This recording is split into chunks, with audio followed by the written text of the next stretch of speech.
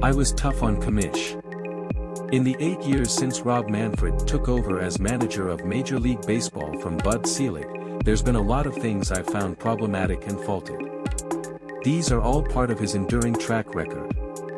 Okay, that's a ridiculously small sample size to judge, I get that. But it's hard to shake idea that 2023 season looks different, better, even in wee hours of morning than last time we saw it when 2022 season hits midnight.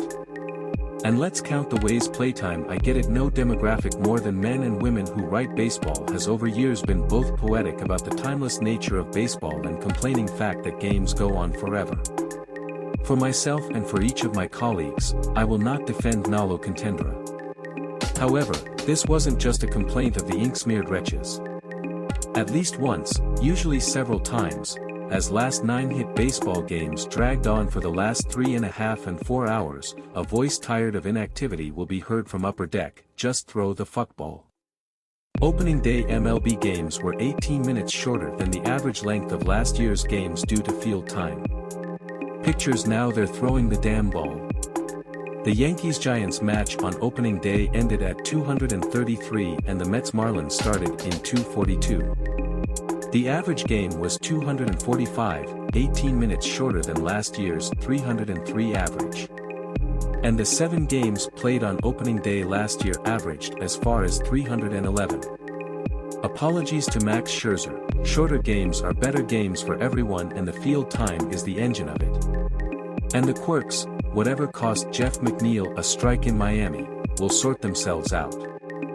Full disclosure, my argument against field hours has always been this: remember as kid, when went to a game or 2 year, would support extra innings because wanted to stay on the ballpark forever. 3 things: A, I was a super nerdy kid, B, it was 1976 and our entertainment options were limited, C, baseball remains the greatest of all games while it's actually being played, inactivity doesn't appeal to anyone. Limitation of collecting games-oversized bags teams will solve the first part. And second, well, bottoms look same to naked eye, but new 18-inch bags mean bottoms are 4.5 inches closer together than before. And so it was not surprising that there were 21 steals in 15 games. That's the highest number for an opening day since 1907. Full disclosure, the worst casualty of launch angle era was marginalization of not just stolen base, but smart aggressive base in general. I'll admit it, I prefer triples to home runs, and I would rather have a man go from first to third top tank home runs. I'm still pretty nerdy. Anthony Volpe stole second base, one of 21 stolen bases in 15 opening day games, during the Yankees' win over the Giants on March 30th. AP no more shifts. Yes, I was among the brigade shouting for years major league hitters have to figure out how to beat the shift. 2 facts got me turned upside down. A, original shift was created for Ted Williams and Teddy Ballgame figured out how to hit .344 by through, over and under shift in his career. It's not just modern gamers who are stubborn. B, it was just pitchers who liked the idea of a short right fielder taking ball after ball, which has been a base kick for 125 years. And no one cares how shooters feel when they hit the offense. On opening day, baseball's hits per hour were higher than in the last 20 years. In 2022, HPHOB was just over 5. This makes a huge difference. Rob Manfred deserves credit for helping kickstart MLB's rule changes this season.